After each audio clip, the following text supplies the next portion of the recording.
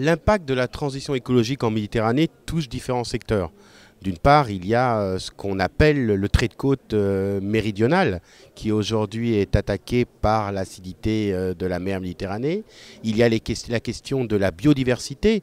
Nous avions eu plusieurs débats que nous avions portés liés à tout ce qui concernait la biodiversité de la faune et de la flore, qui quand même nourrit environ 250 millions de citoyens méditerranéens.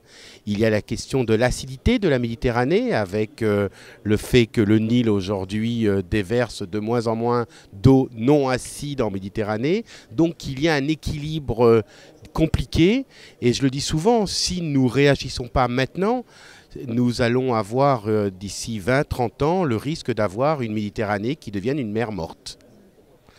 Une stratégie de résilience doit être une politique menée en amont, déjà, et en identifiant toutes les difficultés que nous rencontrons en Méditerranée.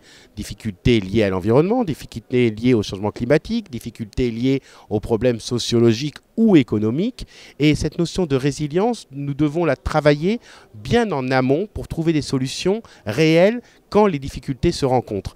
Parce que la notion de résilience ou d'adaptation, que ça soit au changement climatique ou adaptation en raison à la pauvreté économique ou aux différentes guerres que rencontrent certains pays méditerranéens aujourd'hui, si en amont nous traitons la question de la résilience de manière thématique, puisqu'il y a différentes questions qui se posent dans cette notion de résilience. On ne traite pas des problèmes économiques comme nous traitons des problèmes environnementaux ou des problèmes sociologiques ou les problèmes de désertification. Donc choisissons une entrée pour traiter de résilience sur des thématiques et à ce moment-là, rassemblons avec les ONG, avec les citoyens. Comme je dis souvent, nous devons faire avec et arrêtons de faire pour, parce que la notion de faire pour ne marche pas, surtout dans un dialogue nord-sud.